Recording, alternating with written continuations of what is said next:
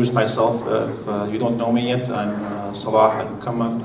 I'm the current MCGP president. I only have 3 months left, so I know you see me all the time. So don't be. It's like I'm from Syria. Doesn't mean I'm going to stay president forever, by the way. So, but anyway, I just want to welcome you to your center. I really appreciate you coming. I know they're scared about weather, but alhamdulillah, we have a good weather so far, and we have a great speaker. So I really appreciate you coming. This center, alhamdulillah, celebrated the 25 years of serving the community on July of last year, and inshallah we'll celebrate it on 4th of July, our 26th year, so alhamdulillah. And this is all from blessing of Allah subhanahu wa ta'ala, and because of the effort and the donation of the community and you.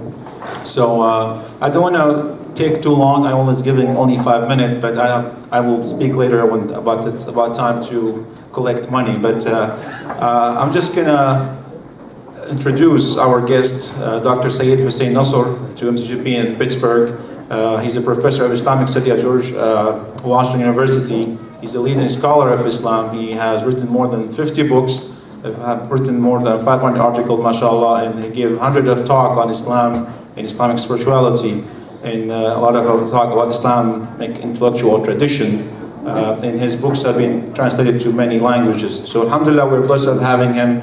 I have his resume. He attended MIT, studied physics. Then he wasn't happy with physics, so subhanAllah, he switched first to geology and geophysics, and then to metaphysics in form of history of science, mashallah, learning at Harvard University. So we have a Harvard grad, mashallah. He received his PhD in 1958, and he developed a love for history of Islam, Islamic philosophy, Islamic spirituality. He went to Tehran University, became a professor, and then the dean of faculty, a vice chancellor, and transformed the teaching of philosophy by basing it on foundation of Islamic intellectual tradition in Islamic spirituality. He returned to the United States after the Iranian Revolution, and he was at Temple University and then now at Georgetown University. So without further ado, mashallah, but that's all effort in his life in serving Islam. So welcome Dr. Nasr. He will talk to us about what it means to be Muslim in America today.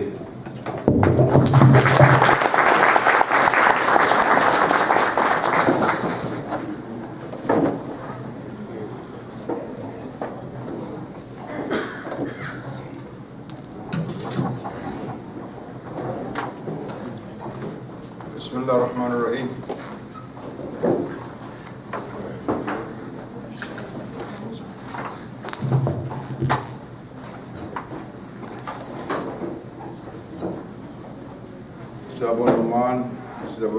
Dear friends, it's a pleasure for me to be with you this evening.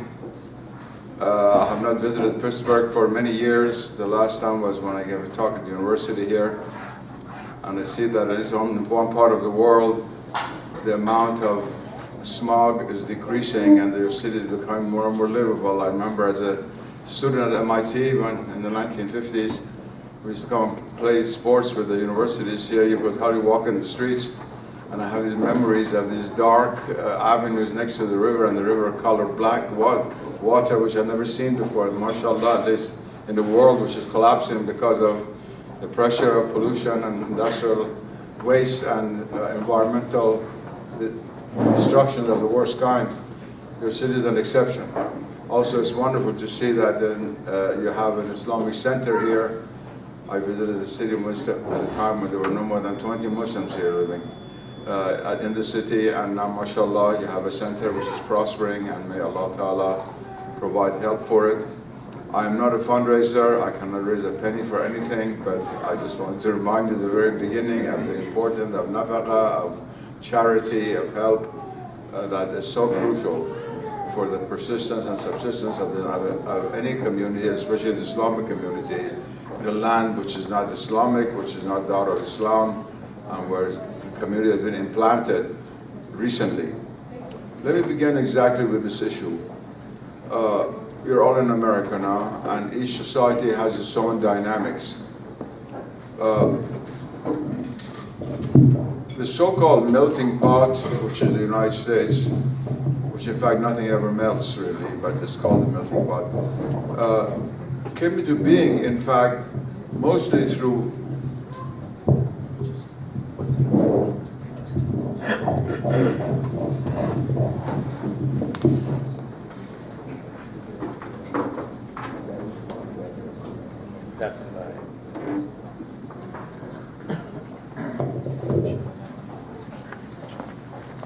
lecturing in one of the great mosques of the Islamic world before the invention of this junk, we had such acoustics you didn't need it. So unfortunately we're not in that space now. I've lectured in some of the great mosques of Isfahan where you go like this with your finger, everybody hears you 100 yards away. Anyway, I'm sorry for this interruption. As I was saying, let me go back. The train of thought was broken completely. In America, the situation was such that the creation of American society was based on the assembling of various religious groups, one after another, of course, after the massacre of the original Americans, that is the Indians, I will not talk about them. But first it was the Protestants who came from Europe, from Northern Europe mostly, and the Catholics were very small in number, and when they came here, they were treated as very illy, as bad as the Muslims are treated right now. You could not believe it. But in the early 19th century, as small religious communities, and their whole activity in society was centered around their church. The church was the pivotal central reality for these communities. The Greek Orthodox came, the Jewish community came, all kinds of communities came to this country, even within the Christianity, small churches, which were denominations different from others. They all gravitated around their religious center, church, synagogue, temple, whatever you like to call it. And so from a social point of view, the structure of the United States is very different from, let's say, that of China or India or Egypt. It's three very different countries, one of which is majority Muslim, the two having hundreds of millions of Muslims in them, in one form or another. And this is a very important thing to consider. There has been no community that has been able to thrive in this country without having the religious center, whatever you like to call it, as a center of their life. I'm a Persian myself, I'm Iranian. And I tell many of these Iranians who live in California, there are a million of them, who have lost their faith in Islam because of what has happened to them personally through various events. I have no excuse for God for having done that, but anyway they have. You have no chance whatsoever of creating a Persian community unless it's around the religious foundation, around having Persian soup and celebrating Nowruz and so forth. That will never do. That will never do. Because of the structure of this country, the importance of religious centers is absolutely crucial. And I'm very glad to see that during the last 50, 60 years, this is taking place as far as Muslims are concerned. I was the first president of any Muslim association in an American university. I founded at Harvard University the Muslim Student Association, of which I was the founder and president for several years until I finished my PhD and went back to Iran. And that was the very first one which led to the MSA and led to ISNA and ICNA and all of these things for a little organization. At that time, there was no Muslim organization anywhere except in one or two cities like northern New Jersey near New York and Detroit and one or two places. Very, very rare, very rare. 50 years, 60 years later, 60 years now, later, alhamdulillah, we do not have 2.3 million Muslims as the Pew census says, but there are about probably over 7 million Muslims living in America. This is really a very, very unfortunate, I think, deliberate distortion of facts, which is being presented all the time of there being 2.3 million Muslims in America. There are about 7 million Muslims. And these are now gradually coalescing around various centers which serve at the same time as religious center and cultural center and social center, and even to some extent for economic transactions. And this, for the case of Islam, is very natural, much more so than in the case of Christianity, where the church was always kept away from economic and social activities and transactions. Whereas the mosque of the Prophet ﷺ in Medina was not only a center of worship, it was really the community center of Medina. Even major political decisions which affected the life of the whole later Islamic community were discussed after the prayer during the Prophet and some of the important companions like Abu Bakr and others who were present, and we have many, many records of that. So in our tradition, this is not a sacrilege whatsoever. In fact, it's going back to the original structure of Islam, in which the religion is the heart, but is never separated from any other domain of activity. There is in Islam no such thing as secularism. All these people, modernized Muslims, who shout for secularism. The word does not even exist in any Islamic language. In Arabic, the new word al-maniya doesn't mean anything at all in classical Arabic. In Persian, we use a very pure Persian word called secularism. And so in Turkish the same way. I'm just joking, of course, because the word doesn't exist. Even the word doesn't exist. A civilization which there's not a word for something, that means the thing itself is not there. If you have a fox, there's a word for fox. But if there's no particular fish in let's say, Indian Ocean, then I have no name for it. Secularism, which so many Muslims discuss today, is itself totally alien to the Islamic worldview. In fact, it never existed. The separation between the sacred and the profane, or sacred and the secular, is not in the Islamic perspective in any domain whatsoever. In any domain, even the economic, political, and social, not to talk about the intellectual and religious. Now, it's with these points in mind that I want to say a few words about what it means to be a Muslim in America.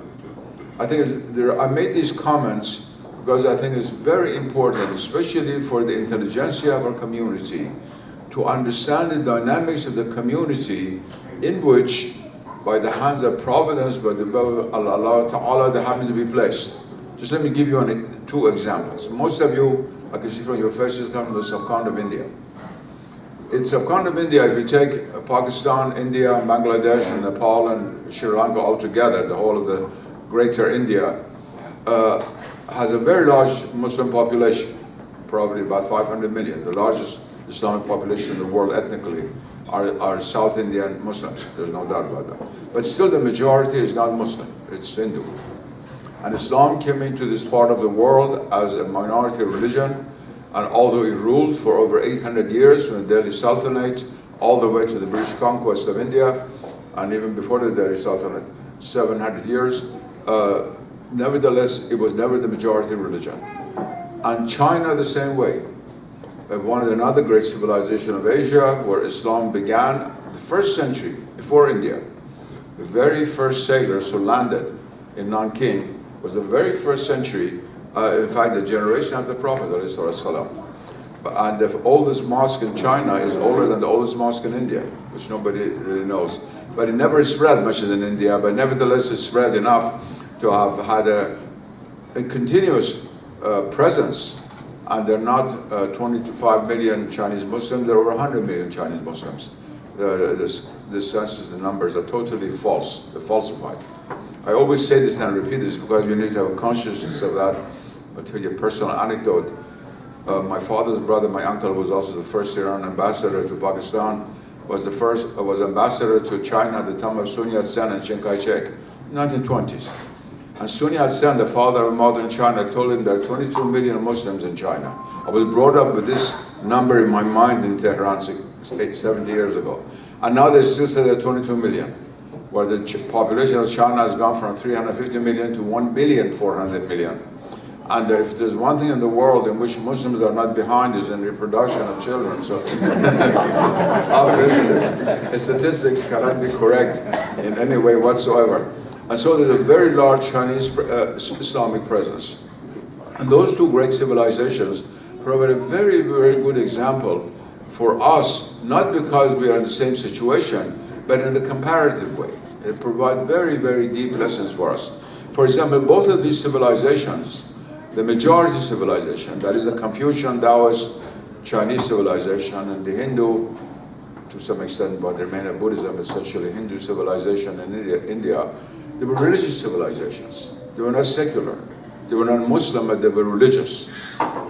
Every law in China was considered to be given by the mandate of heaven, which is like the word sama in the Quran. heaven in that sense. It means the divine aspect of things. And of course, in Hindu India, the Hindus, those who became Muslim and those who remained Hindu, were all very pious, and they still are. The two most pious civilizations in the world today are the Islamic and the Hindu. The number of people who go to religious rites. China has become communist, it's very difficult to practice Confucianism, although not being revived. The West, you all know, only 10% of Europeans go to church. But the two civilizations that remained, in which have religious festivals, in which millions of people appear, are Islam and Hinduism. So Islam had this experience of spreading into other major civilizations in which it was not the majority, and very different from it. But this is very, very different from the West, because the West is not the Christian West. It is not the medieval Spain into which Islam moved in the 8th century when Tariq ibn Ziyad crossed Gibraltar and came into Europe. It's a civilization with a Christian past, but to a large extent secularized. And Christianity itself is having trouble surviving in that civilization. And one of the reasons of the opposition of some evangelical Christians and people like that to Islam is to preserve Christianity. You have to have an enemy to survive religiously. You must always remember that. Now, not all Christians, many Christians are good friends, but that vitriolic attack that comes from certain circles of Christian ministers, the Jerry Falwells of the world and people like that, I'm sure you've heard on television, is partly due to a way of making Christianity as a religion important again in America, which is still more religious than Western Europe, but nevertheless in which religion is not as it was in the 17th century when this European civilization in America was founded. So we live in a very, very different situation. The question to ask how to be a Muslim in America is not answered by simply looking at our history, by saying, well, how were we Muslims in Kashmir when Kashmir was majority Hindu? How were we Muslims in Xinjiang when it was majority Confucian? It's not the same thing at all, and poses many special challenges of its own, and especially for the young. Especially for the young. If a young Muslim boy met in the streets of Delhi, a young Hindu boy, and they began to play together, the Hindu boy might have spoken of his gods, of Shiva and Vishnu and Ganesh and this and that, and the Muslim had one God, Allah. But the Hindu boy would never refute religion. In fact, the whole idea that there's a divine reality, there's something behind this world. Whereas our children, now as soon as they come out of the house, they may face children who've been brought up in a home where the parents have taught them there is no God. They're aggressive atheists or neutral agnostics at best. So the challenges are very, very different. And I want to state in the little time that I have with you tonight what I consider to be the major steps that have to be taken in order for a viable Islamic community to survive in America, as it did in India and China. And one day make its mark. Look at the mark that Islam made in India. It created Taj Mahal, the most famous building in India. It's still there. Of course, the Indian government makes all the money from the tourists, but it was built by a Persian architect. He has the architect for a Muslim Indian prince. You all know the story. And that's just a little part of it. Not only architecture, but poetry, philosophy, 1001, the music, all the famous Indian music of which fortunes have been made of. Almost all North Indian music was developed by Muslims from the 15th century onward. It's not accidental that you have Bismillah Khan, Ustad Akbar Khan, and Balayat Khan, the great musicians of India, accidentally have Muslim names. But it's not accidental at all. It's a tremendous contribution that the Muslims made, creating a major civilization which once was Islamic and distinctly Indian. So it was as Islamic as Egyptian aspect of Islamic culture, but it was not identical to Egyptian culture. That these Indian elements in it. What can we do to one day have our descendants say that we succeeded in doing what the ancestors that many of you who come from the south part of India achieved in India? What can we do? Are we as up to it as our ancestors were or not? They didn't get absorbed. They didn't all started, let's say, not eating meat because of the cow, because the cows were wandering in the streets as sacred cows. Where today we are following many Western sacred cows. Many Western, they're not physical cows, but sacred cows, metaphorically speaking, symbolically speaking. So what are the most important steps? The first step, of course, and the most important step, is the preservation with authenticity of the religion itself, of Islam, on the level of rights and on the level of ethics. That's the first and most fundamental. We just heard the beautiful voice in Arabic of our Imam in the prayers. That's the most important thing of all. Not to let that become trivialized or loosened. Look what is happening to Christianity. You had the Latin Mass for 1800 years, the 2nd century until 1864. Then they changed the language of the Mass, and they changed the direction of the Mass. It's as if suddenly you had a modernist movement in somewhere in the Islamic world. Instead of praying to Mecca, you would pray to some other city, and instead of using Arabic, you would use Persian or Bengali or something like that. This has never happened in Islam, but it happened in Christianity, but the danger is always there. It's always there because this encounter with the West has created in many Muslim minds a sense of inferiority complex in which they always try to emulate what is around them and saying, oh, this is Islamic. If somebody says 2 and 2 is 5 and becomes popular and it comes out in newspapers, somebody will come along, some Muslim says, let's be modern and realize that really 2 and 2 is 5. We just thought it was 4 for the last 1400 years. I am a person who is totally opposed to Islamic modernism. And I put my cards on the table, as Americans say. I'm very clear about it. I'm a defender of traditional Islam, but not defender of traditional Islam without knowing something about the West. I know Western science, I know Western philosophy, as anybody does, and I speak not from ignorance or prejudice, but from humble knowledge that this, as Sadi said, this way to Miravibe, Turkestan, as this path you're following doesn't lead to Mecca but to Turkestan. We cannot simply emulate whatever happens to be around in order to be up to date. We have to stick to our principles. And the source of this is, first of all, the rituals of Islam, the prayers, as taught to us by the Prophet, ﷺ, Arabic prayers, the rites, the other rites that have to be performed, and along with that, what are called ethics in the vastest sense of the term. That is the rest of the Sunnah, which is a commentary on the Quran, of how to live Islamically. Those should be immutable for us. And in that we can learn a lot of lessons from some of these other minorities that came to America, and at first it was very, very difficult for them. Today, of course, the Jewish community is so powerful, they could do anything. But I read once that in the 1890s, right in this city, there was a concert of classical music, and they invited New York musicians to come and perform with the Pittsburgh Symphony. I've always had very good orchestras here. And many of the players were Jewish. There was no kosher food in Pittsburgh at that time. And they all brought extra suitcases. There were no planes there. It took several days to come from New York to Pittsburgh and back. Brought several suitcases of kosher food to eat during the few days that they were there. That's how they acted. And it's a very good lesson for us. Very good. They had to do a lot of jihad sometimes. Just the things which are so simple. If you happen to live in Cairo or Lahore or somewhere like that. But here it would not be. But to stick to the Sunnah of the Prophet and to the rights. And the Sunnah is not only actions like this, the halal and haram. It's also how we live as human beings. Our character.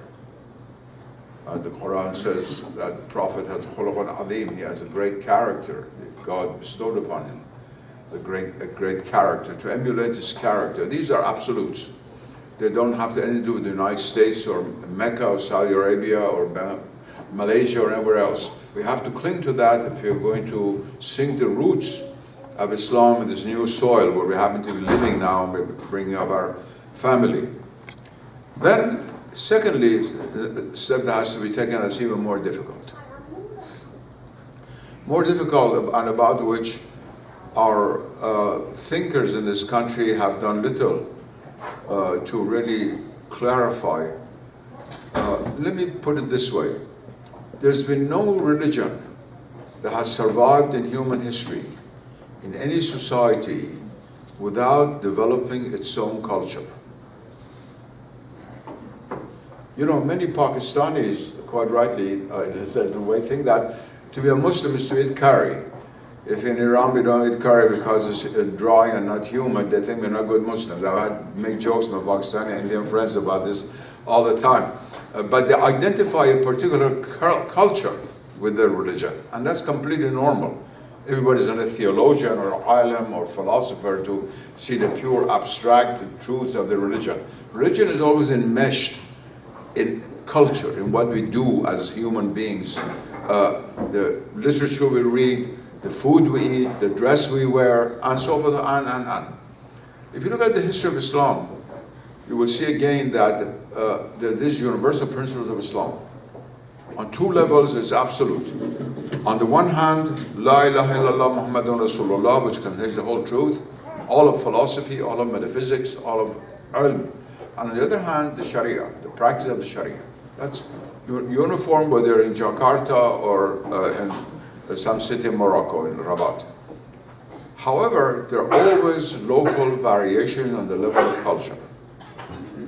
Islam was able to develop in each place that it went an Islamic Arabic culture, Islamic Persian culture, Islamic Indian culture, Islamic Malay culture, and so on and so on down the road, Islamic Chinese culture, which is so interesting. They have their own architectural style, which is very, very distinct. As soon as you say Chinese mosque, you know both it's a mosque and it's Chinese. A remarkable achievement. One of the most difficult things that has to be done, but has to be done if we're going to survive in this new ambience, is to develop an American Islamic culture. That's a very difficult thing. It is creativity.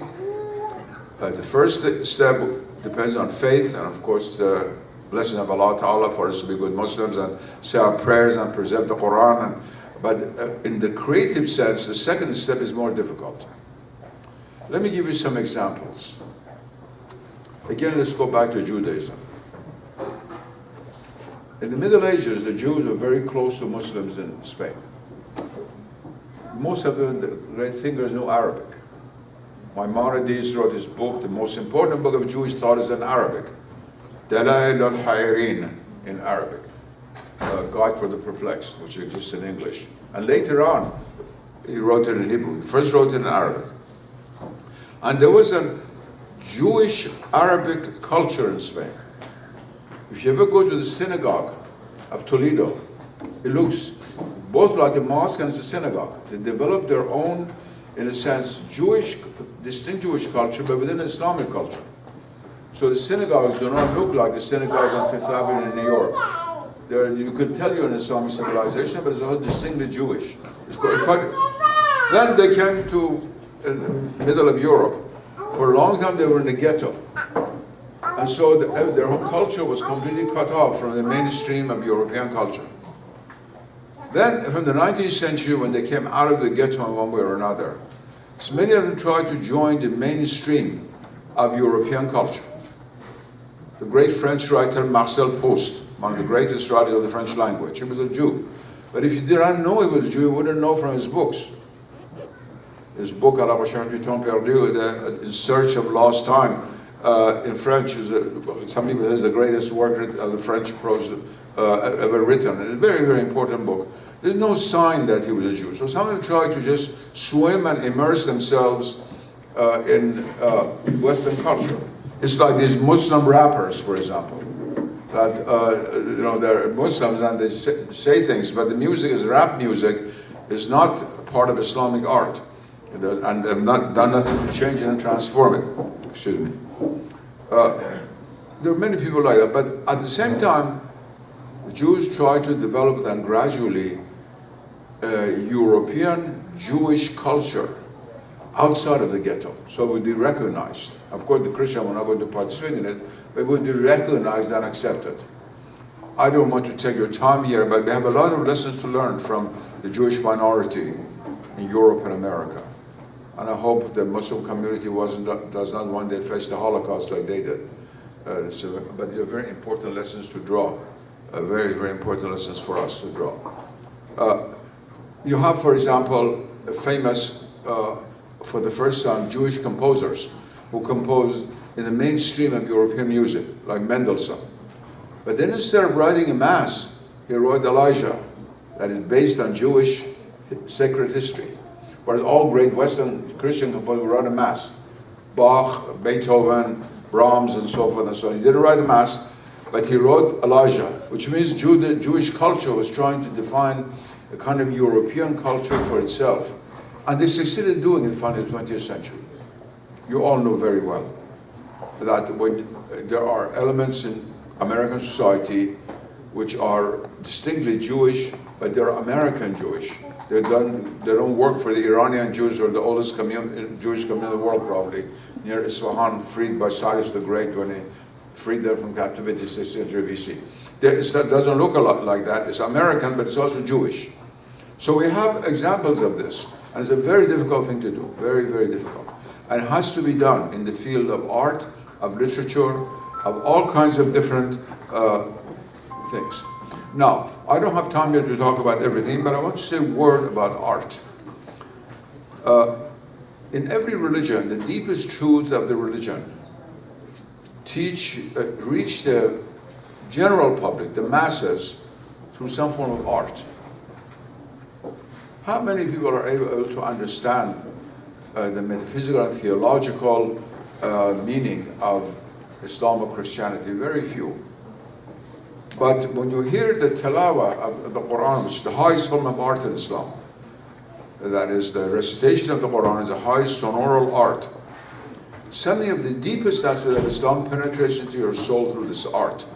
Even if you have never read the commentaries of Fakhruddin Razi and Zamakhshari and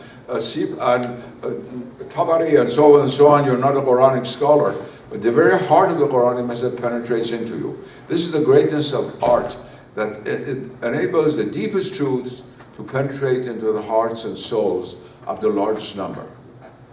Without their knowing all the science behind it, all the real art behind it, when you go into medieval cathedral, look at or mosque, look at a tremendous amount of geometry, symbolism that is there. Not 1 in 1,000 person really knows what those are. You have to be a specialist, but you feel the ambience of the sacred. It penetrates into you. Now, Islamic art is a very, very important asset for us. We have built some of the ugliest mosques in the world, ugliest buildings in the world as mosques in the Islamic world itself in the 20th century. Yeah, I always say that, if you remember, that the national mosque of Indonesia in Jakarta, the biggest Islamic country, was built by a Belgian architect who was originally Catholic but had become an atheist. Hats off to us Muslims, really hats off. But that's the truth. What I'm telling you is the truth. One of the ugliest buildings in the world you will see is the national mosque of the biggest Islamic country. I prayed there many times. And many people have become blinded by the beauty, importance of beauty, and that's large extent due to these neo-Wahhabi, neo-Salafi movements in the 19th century, for whom beauty is of no consequence whatsoever. And they built now a 100-story building next to the Kaaba to fulfill the prophecy of the Prophet who said that at the end of the world, very tall buildings will be built. They don't know what they're doing. They're totally ignorant from the Islamic art. Whereas Islamic civilization always produced beauty, no matter what part of the Islamic world you're from. If you're an Egyptian, look at the Mamluk mosques. Look at the Fatimid mosque in Cairo. Yes, old, some of them dilapidated. The Egyptians were not rich enough to preserve it, but look at how beautiful they are even now. If you're in the subcontinent of India, look at the Delhi mosque, look at the gardens. There's so many things. Islamic civilization was marked by the significance of beauty.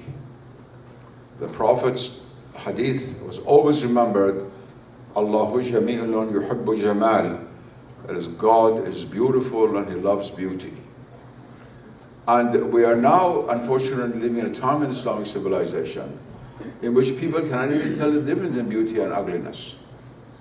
Look what is happening to our cities. I don't have to say anything, but fortunately there are some signs of the revival of Islamic art. But in this one field, we who are a minority have certain advantages. First of all, there's not this tremendous amount of economic factor involved. I'll be frank with you. Hassan Fatih, the greatest Muslim architect of the 20th century, was an Egyptian who wrote a remarkable book, Building for the Poor, which I was in Iran, I was his friend, nobody would publish it. I gave money to the University of Chicago, it came out, the Chicago Press, right here, brought it out.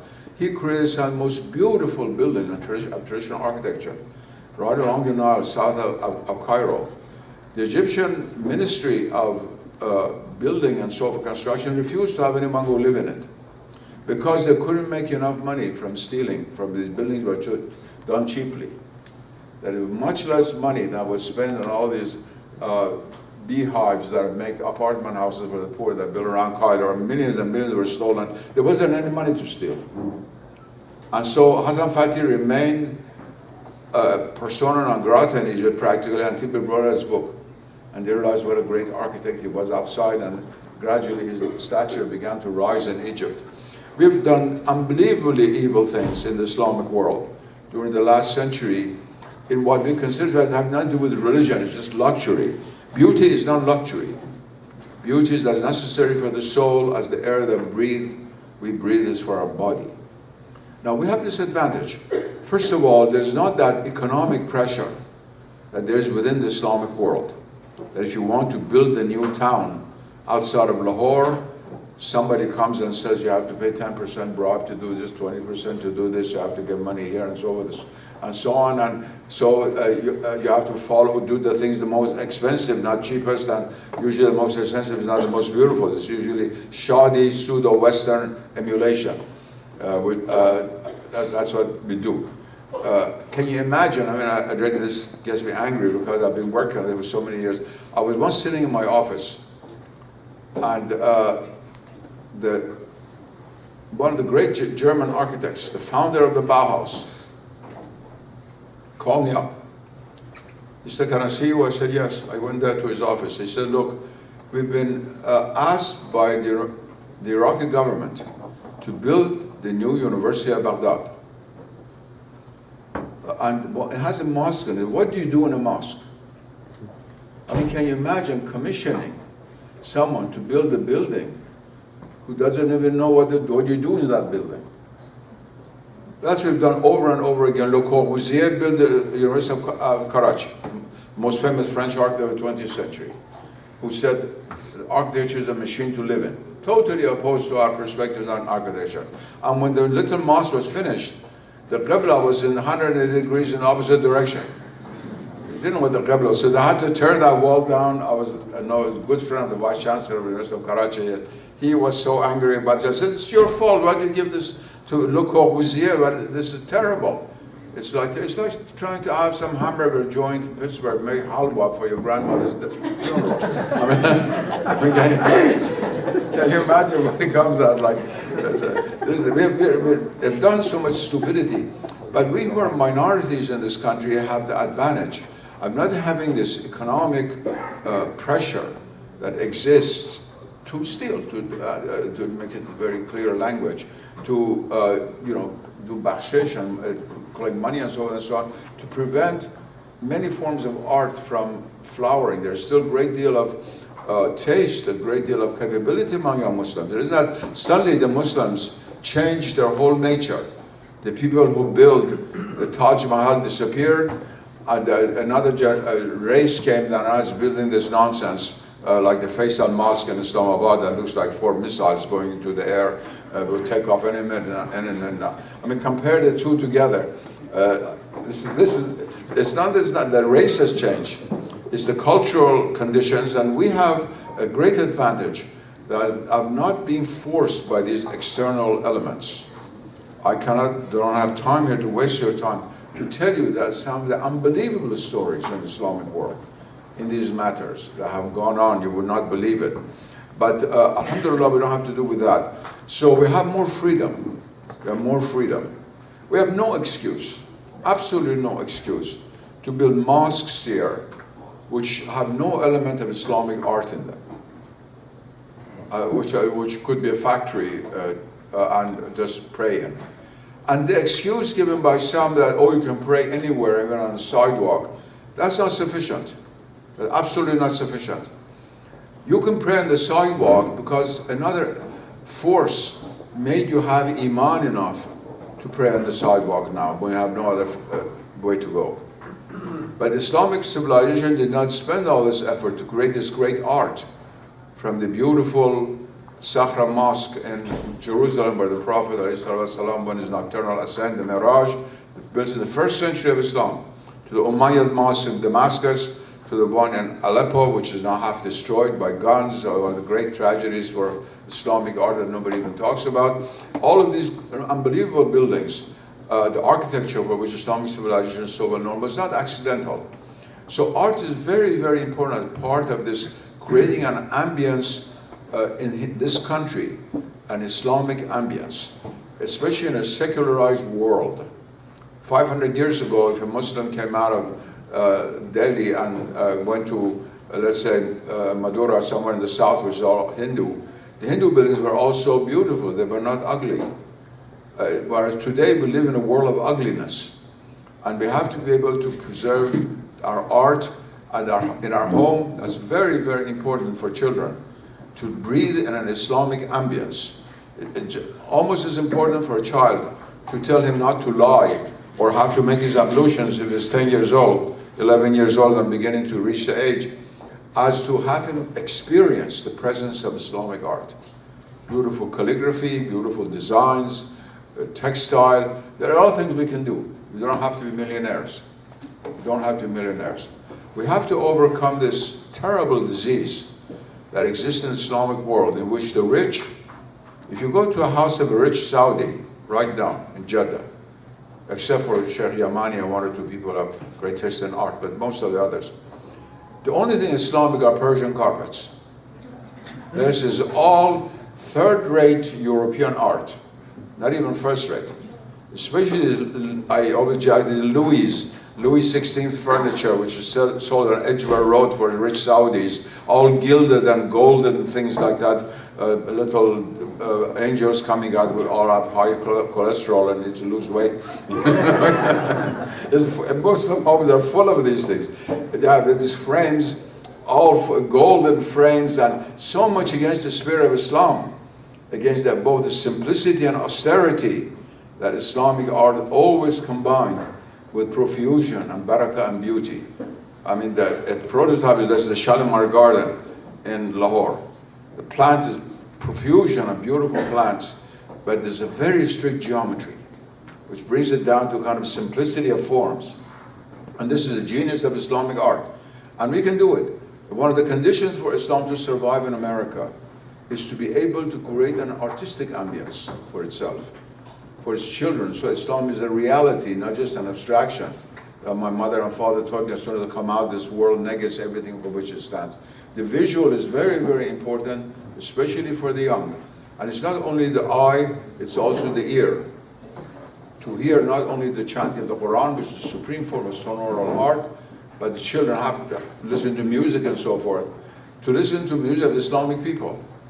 You cannot listen to classical Arabic and Persian music without thinking of God. It's impossible, because it's impregnated by remembrance of God. You cannot listen to Qawwali, even if recent Qawwals in Pakistan sing nonsense. But the real Qawwals, it's all in praise of God, of spiritual reality.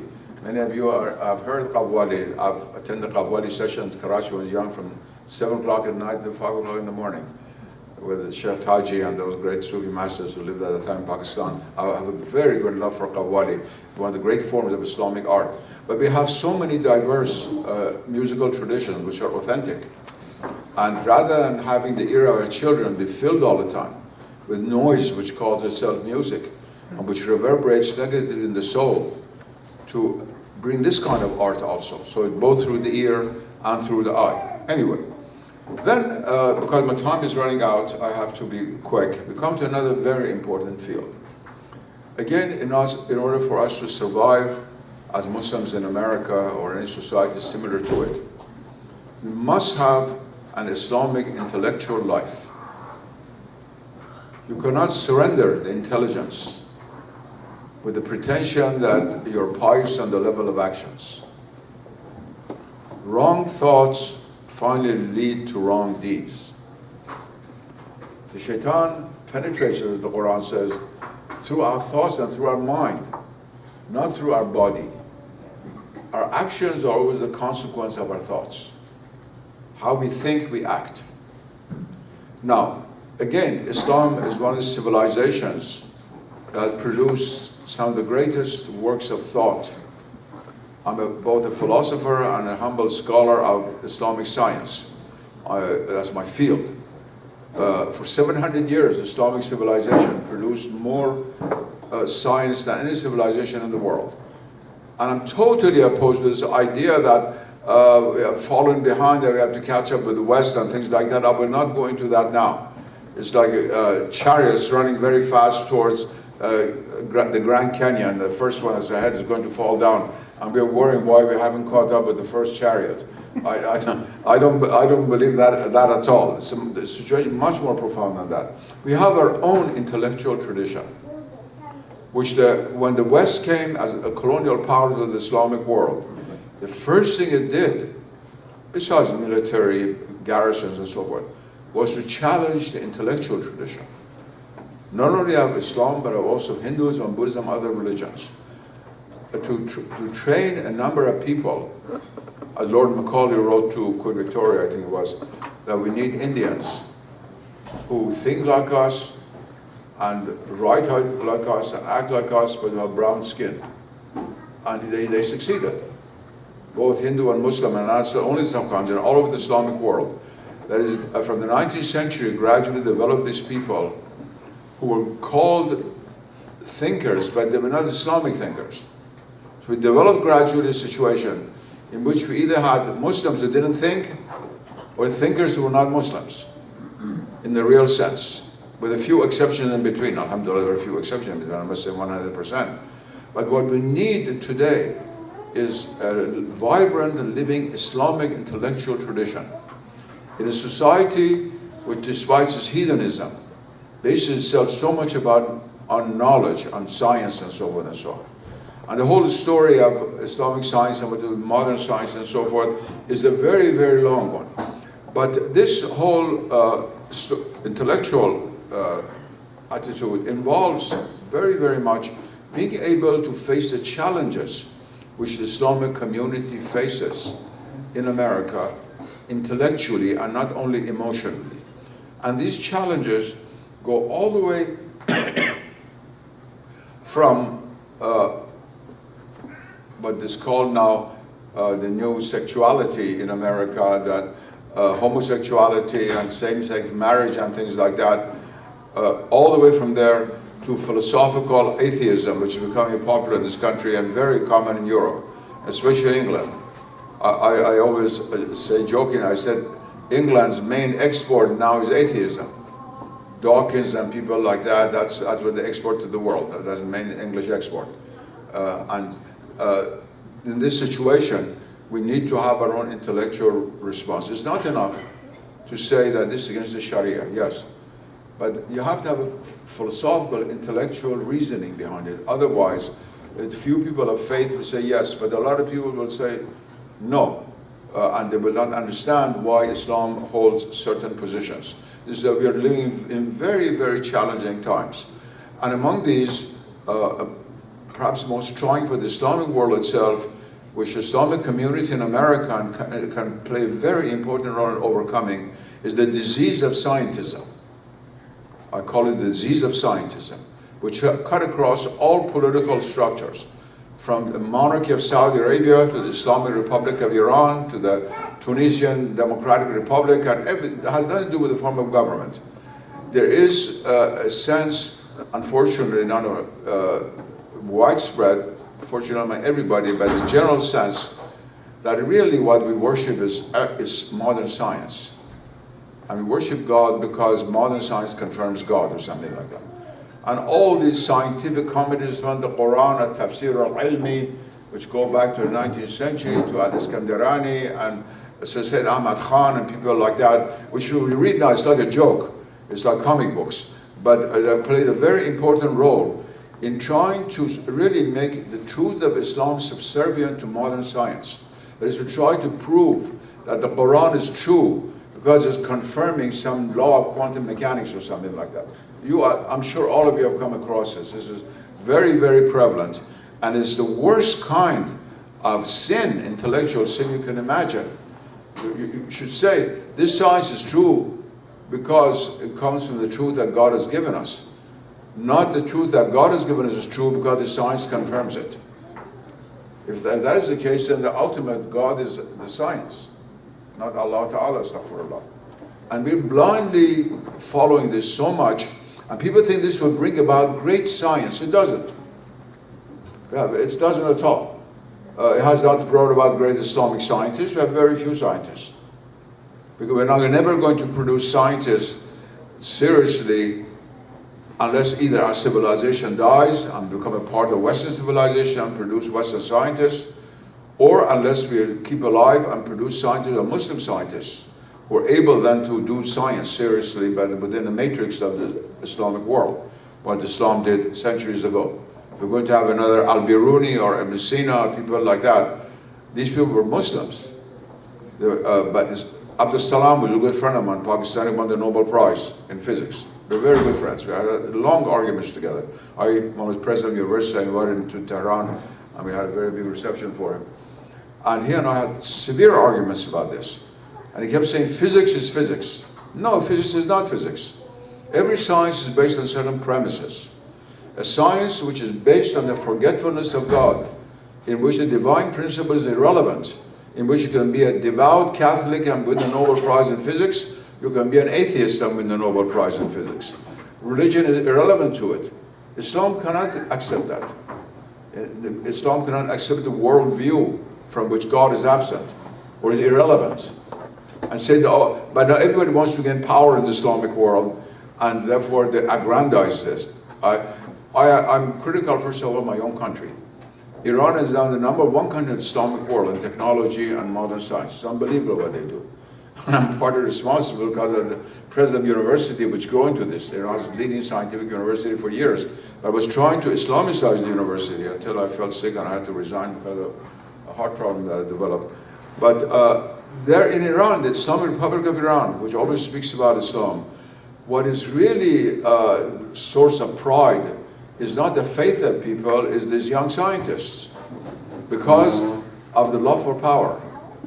And the whole question of nuclear problem of Iran and so forth and so on is at the center of the stage because of this. Of course, all Muslims suffer from the fact that the Western civilization is more powerful. They want to push us around. We don't want to be pushed around. We want to gain power.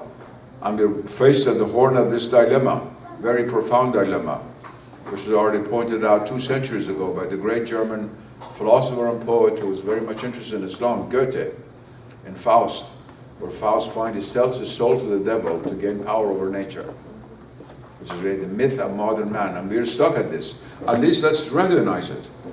And the people in this country, Muslims in this country, can play a much more important role in this matter.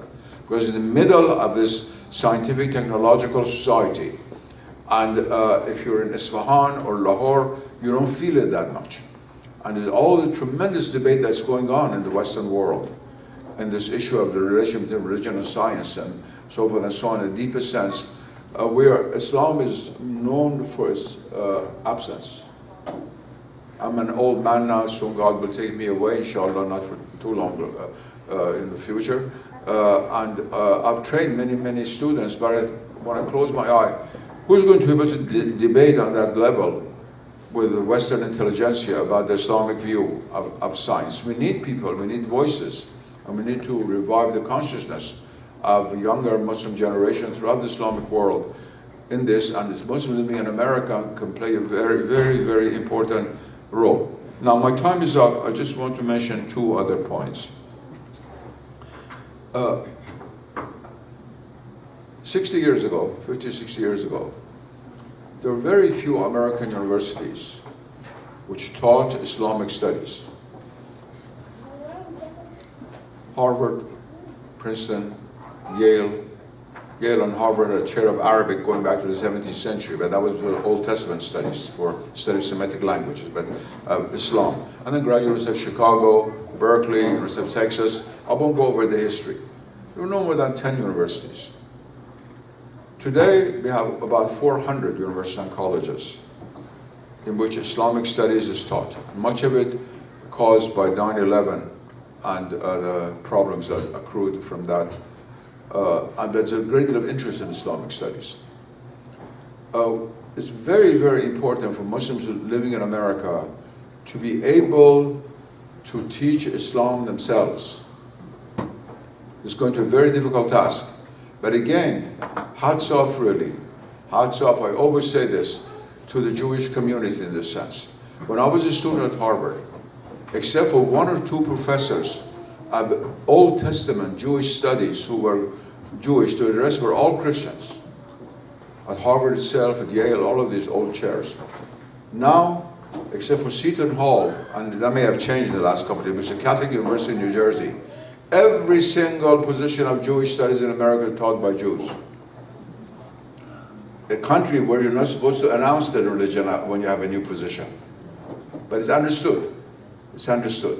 Every single university, from the greatest university in this country, like Harvard and Yale, to small colleges. Look who's teaching Jewish studies at the University of Pittsburgh. It's your own city, you'll find out. That's a remarkable achievement.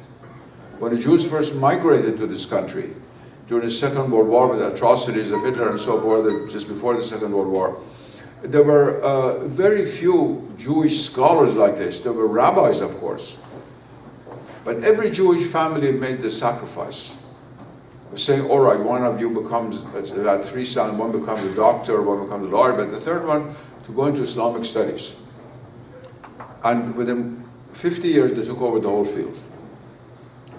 Now, I always complain of Muslim parents. Of course, parents want the welfare of their children. But let's stop talking about the future of Islam if that's the only thing they have in mind.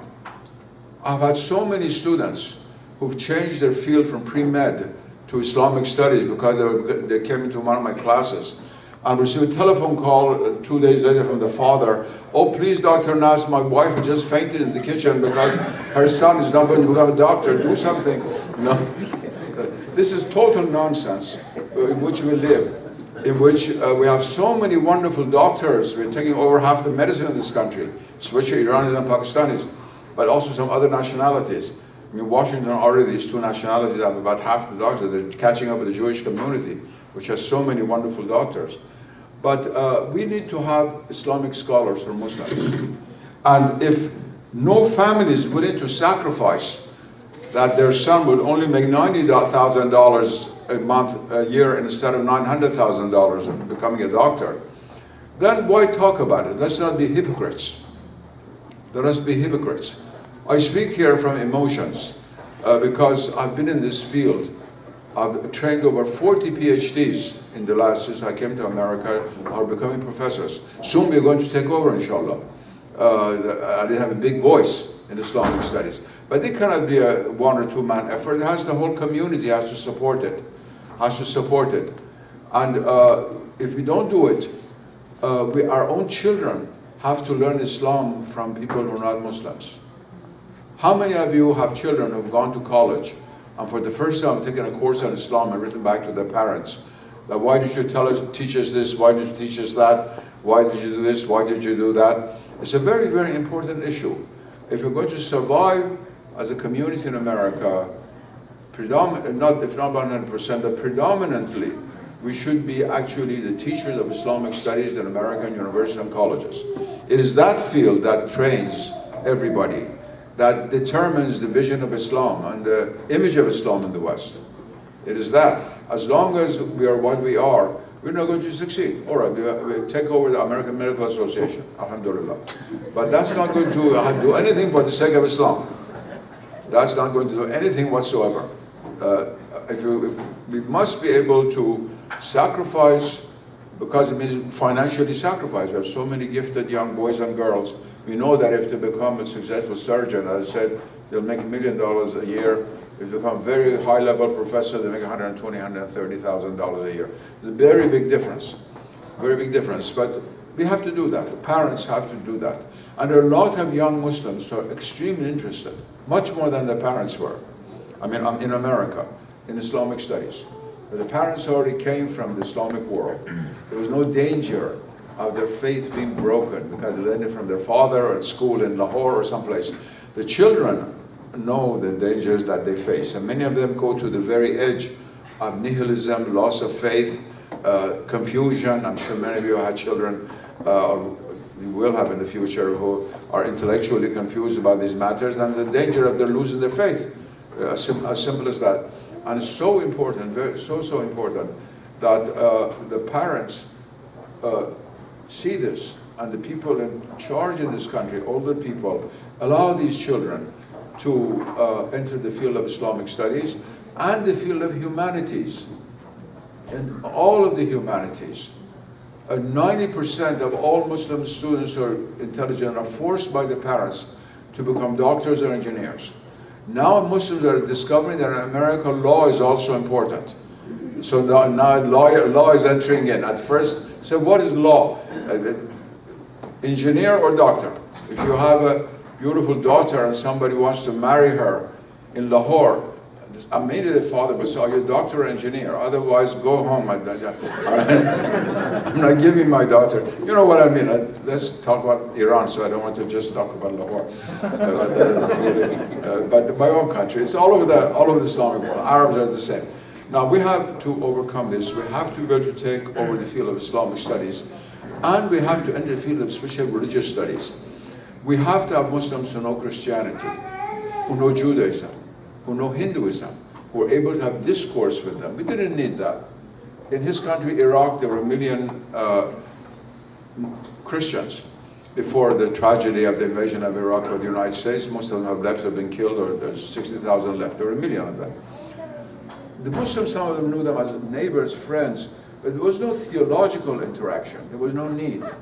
I don't know of any Iraqi, I know a lot of both Muslim and Christian Iraqi scholar friends. On either side, a Muslim who knew Christian theology or an Iraqi Christian who knew Islamic theology and thought. But they were good friends, they had dinner together, the wives met, and they went to the park and so forth and so on. America is very different. We need this interaction. You see how the Christians are developing this. They always are, after ecumenical movements, meeting with other religions and so forth and so on. And the people who have been swung on from the Islamic world, alhamdulillah, there are a few. They've been developed ad hoc by themselves. I've been at the forefront of this for 50 years. I gave the talk before the Pope, Benedict XVI, on behalf of the whole Islamic world 3 years ago, when he spoke and I spoke in the Common Board Initiative. And we chose with great difficulty. Each side had 25 people that could bring. They chose 25 cardinals. Many of them had studied Islam, they know Arabic. I had to choose 25 Muslims.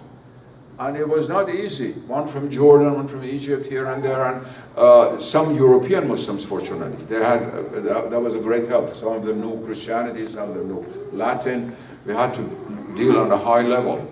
We need this very much. And inshallah, if the community here survives within the next generation, we will have people who will be able to debate on a high level, not just a simple level, the truth of Islam, and be part of the community intellectually and spiritually of what remains of America, and not be always the ghetto in a sense intellectually.